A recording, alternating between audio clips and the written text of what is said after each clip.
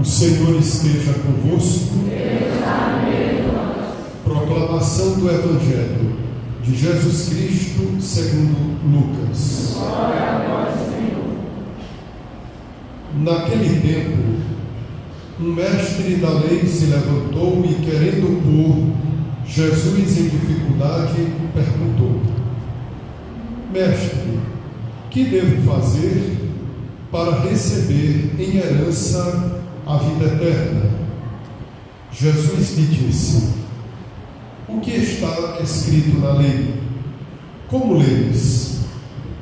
Ele então respondeu: Amarás o Senhor teu Deus de todo o teu coração e com toda a tua alma, com toda a tua força e com toda a tua inteligência, e ao teu próximo como a ti mesmo. Jesus lhe disse: Tu respondeste corretamente. Faze isso e viverás. Ele, porém, querendo justificar-se, disse a Jesus: E quem é o meu próximo? Jesus respondeu: Certo homem descia de Jerusalém para Jericó e caiu nas mãos de assaltantes. Estes arrancaram-lhe tudo, espancaram-o e foram-se embora, deixando-o quase morto. Por acaso, um sacerdote estava descendo por aquele caminho. Quando viu o homem, seguiu adiante pelo outro lado. O mesmo aconteceu com o levita. Chegou ao lugar, viu o homem e seguiu adiante pelo outro lado. Mas um samaritano que estava viajando chegou perto dele, viu e sentiu compaixão. Aproximou-se dele e fez curativos, derramando óleo e vinho nas feridas.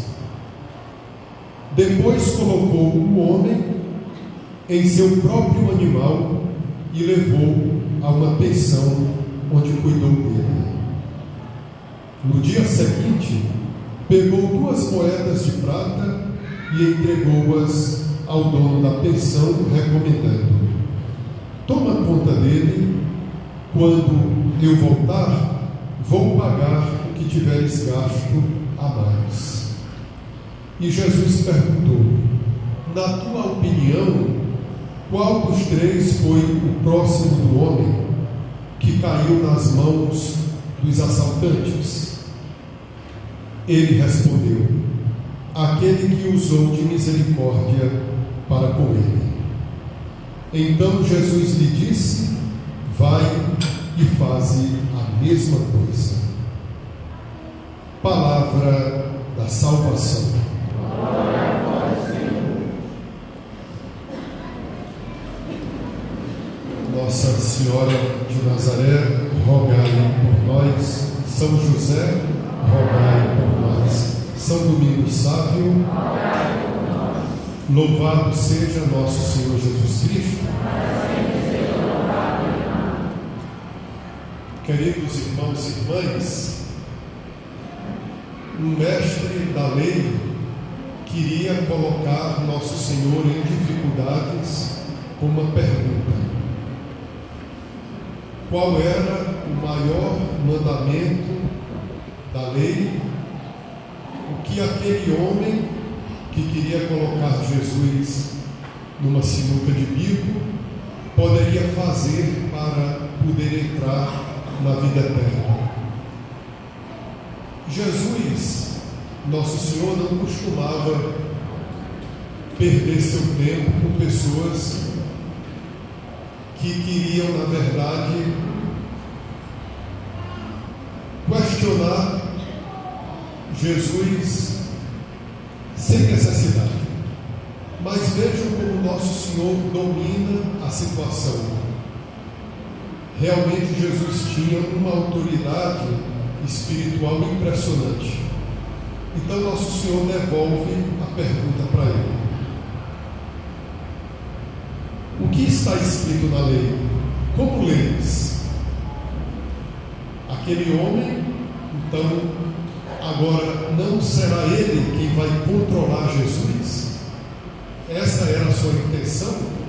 Agora ele que vai ser hipnotizado no bom sentido pelo Senhor, ele responde da seguinte maneira para Jesus, como estava escrito na lei: amarás o Senhor teu Deus com todo o teu coração, com toda a tua alma, com toda a tua força, com toda a tua inteligência, e ao teu próximo como a ti mesmo. Pronto. Jesus ganhou aquela situação, pois ele respondeu assim para o homem: tu respondeste corretamente. Está vendo? Às vezes a gente pergunta para Deus, mas a gente também tem a resposta. Dizia a primeira leitura da missa, do livro do Deuteronômio, que a palavra de Deus não está muito longe de nós, não, ela está perto de nós. Essa palavra não está além do mar, para que ninguém se justifique dizendo: quem vai atravessar o oceano para nos aproximar dessa palavra? Essa palavra também não está nos altos céus, para que ninguém também se desculpe dizendo: quem vai subir até ao alto para trazer para perto de nós essa palavra? Então, queridos irmãos, Deus colocou no nosso coração a tendência, a inclinação para Ele. Portanto, o homem tem a capacidade de dar a resposta.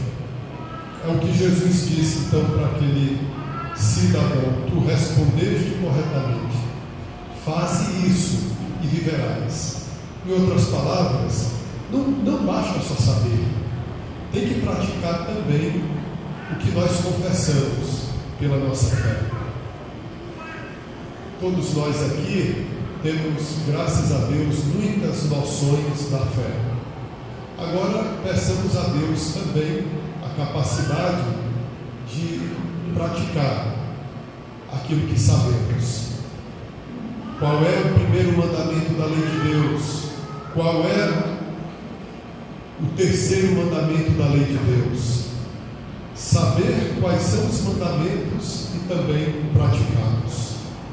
Queridos irmãos, eu digo uma coisa para vocês: esse homem, ele ficou embriagado com a autoridade de Nosso Senhor, a ponto de ele tentar sair pela tangente.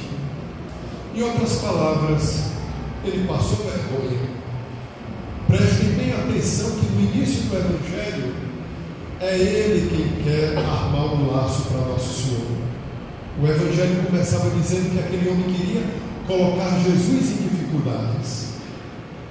Mas, como eu disse a vocês, o Senhor sabe colocar as rédeas nas mãos, e aquele homem ficou envergonhado pela maneira como ele tinha se comportado, e ele tentou se justificar perguntando para Jesus: e quem é o meu próximo? Quem é o meu próximo? Ele sabia quem era Deus, mas quem é o meu próximo? Jesus contou então para ele aquela tão conhecida parábola do bom samaritano. Mas escutemos, queridos irmãos, Jesus aqui no Evangelho não está nos exortando para uma mera assistência social. Toda dedicação que fazemos ao próximo é expressão do amor maior, do amor de Deus. Tanto na primeira leitura quanto na segunda leitura da missa, nós vislumbramos o amor de Deus na sua essência. Vejam na segunda leitura que escutamos da carta de São Paulo aos Colossenses. O amor de Deus foi descrito nessa segunda leitura. Cristo é a imagem do Deus invisível, o primogênito de toda a criação. Por causa dele todas as coisas foram criadas, tanto as visíveis quanto as invisíveis. Nele está a consistência de todas as coisas. Ele é a cabeça do seu corpo, que é a igreja. Estão vendo? Como a igreja não é uma instituição meramente humana. A igreja, ela não existe só porque nós estamos aqui, não. Se não houver a cabeça, não existe a igreja. Há alguns domingos nós celebrávamos São Pedro e São Paulo, e vocês lembram ainda do Evangelho, da solenidade, Jesus dizendo para Pedro: tu és Pedro, e sobre esta pedra construirei a minha igreja. É Jesus quem funda.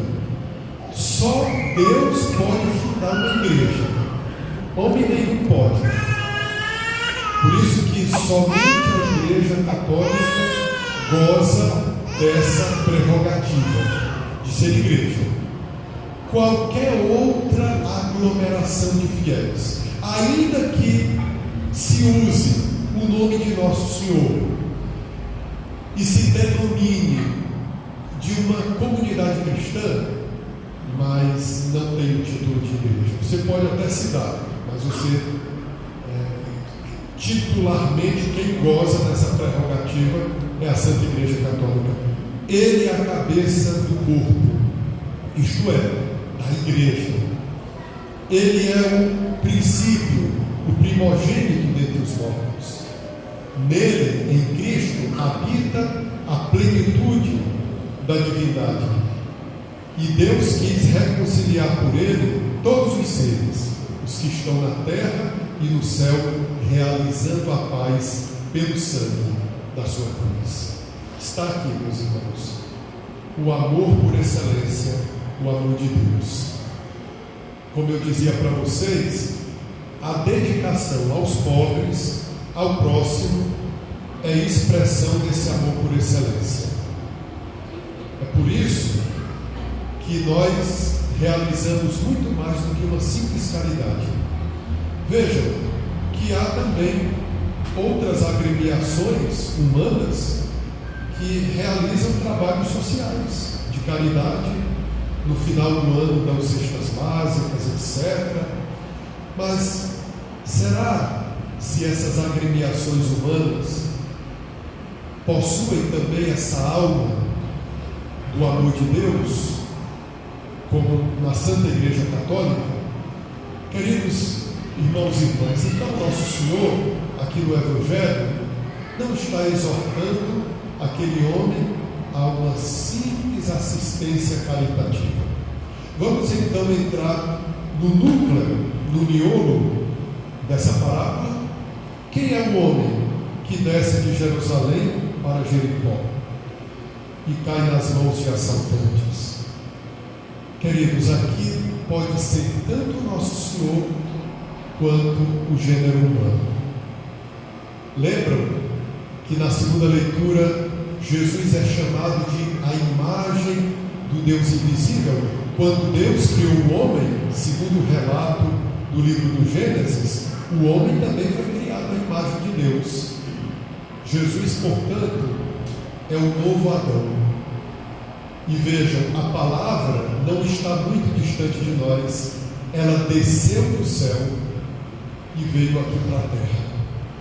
Ela se aproximou de nós porque esta palavra é o próprio Cristo. A palavra se fez carne e habitou entre nós. E Jesus, ele também caiu nas mãos dos assaltantes.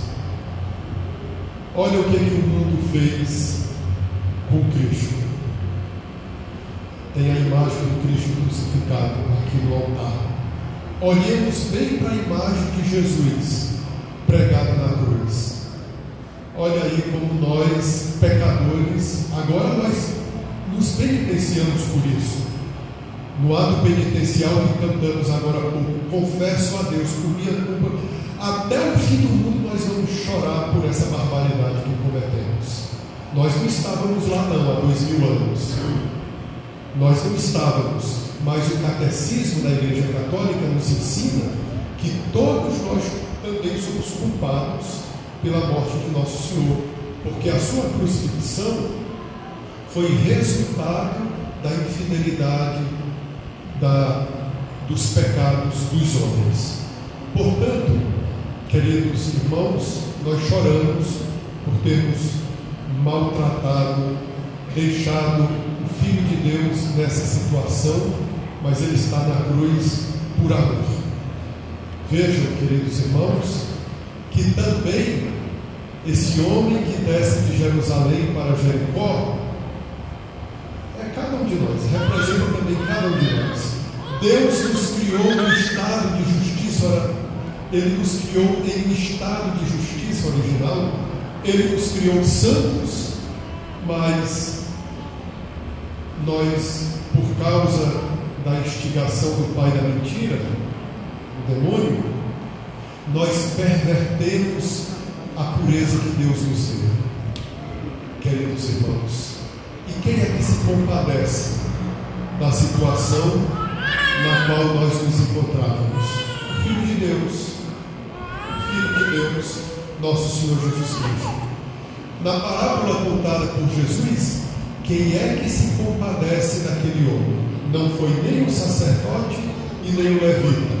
No Antigo Testamento, esse sacerdote não tem nada a ver com o sacerdote da Nova Aliança.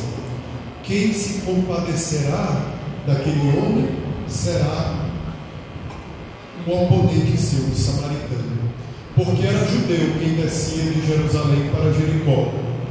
Os samaritanos e os judeus viviam no litígio, numa guerra, mas o samaritano vai amar aquele que era o seu inimigo.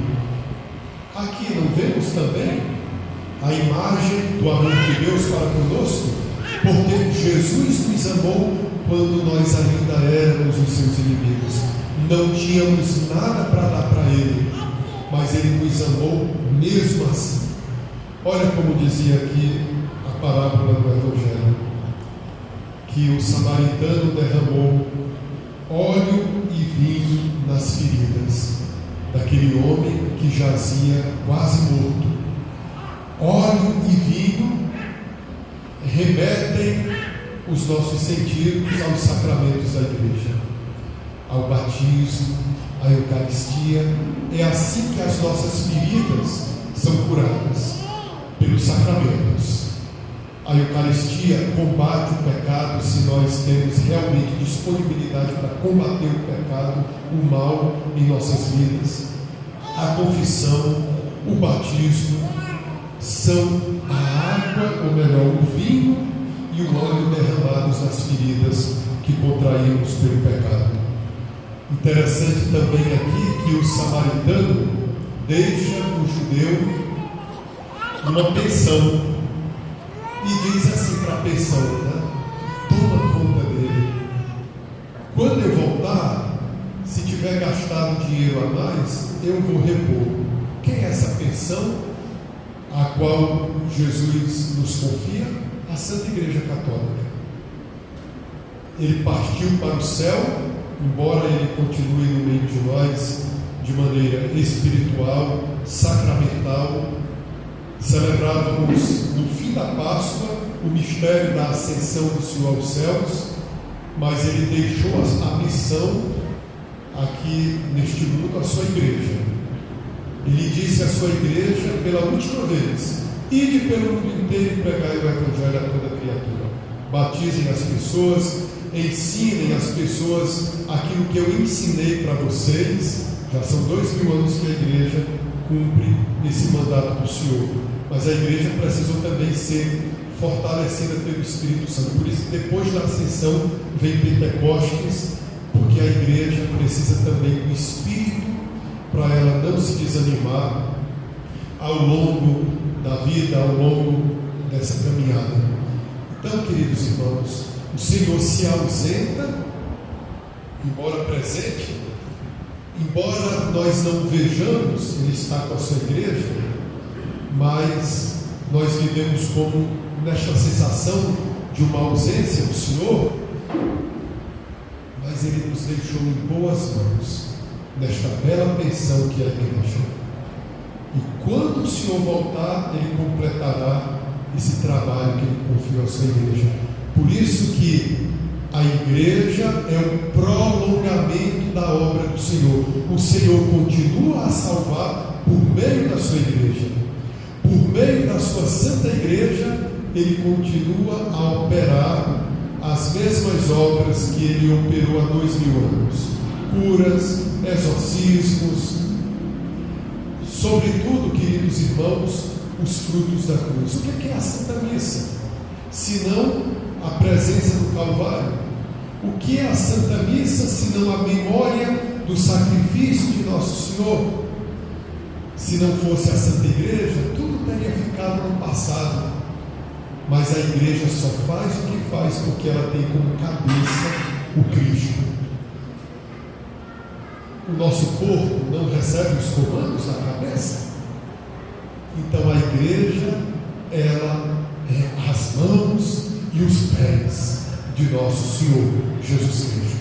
E um dia Ele vai voltar e colocar a termo tudo que essa pensão que a igreja fez. Queridos irmãos, eu finalizo dizendo a vocês que por causa do amor existe entre nós uma solidariedade tão grande que se a morte colocasse fim a esse amor, então, queridos irmãos, não haveria razão de a gente invocar os santos. Vejam só essa comunidade nossa, dedicada a um grande santo, São Domingos Sábio, que é muito conhecido também por aquela palavra: se não for para ser santo, então não vale a pena viver, não vale a pena estar nessa vida. Por que nós ainda invocamos São Domingos Sábio, rogai por nós? Ele se preocupa conosco. Essas pessoas aprenderam a amar a Deus com todo o coração, com toda a alma, com toda a inteligência, e por isso aprenderam a amar o próximo. A morte para eles não foi o fim desse amor, desta caridade. Imagine amar a Deus só aqui nesse mundo. Queremos amar a Deus para sempre. Por isso que no Antigo Testamento da Bíblia, a morte era terrível, porque ela significava o fim de se amar a Deus. Mas Jesus morreu na cruz para que a morte não fosse a palavra final da nossa vida. Por isso, para nós católicos, a morte é uma passagem para junto de Deus, e junto de Deus poderemos louvá-lo ainda mais com segurança, amá-lo, porque só louva a Deus quem o ama de verdade, e é impossível amar a Deus sem amar ao próximo. Esses dois amores estão conjugados, mas o amor por excelência é o amor de Deus. São Domingos Sábio ama muito mais a Deus agora, e por isso Ele nos ama. Por isso que os santos, sobretudo a Virgem Maria, os santos estão atentos às nossas súplicas, e a igreja nunca cessará em pedir a intercessão deles. Rogai por nós, porque eles nos amam. Estão vendo como a igreja católica é pura, verdadeira? Vamos fazer inveja para as outras? Não tem nada disso, né? Para as outras tudo acaba com a morte, e para nós não. Se prolonga para além dessa vida. Há uma conexão entre céu e terra. Isso não é invocação de mortos, é evocação de mortos. Isso é santidade, é céu. E eu te darei as chaves do reino dos céus. O que tu ligares na terra será ligado nos céus. Graças à igreja, a essa conexão entre céu e terra, terra e céu. Amém. Louvado seja nosso Senhor Jesus Cristo.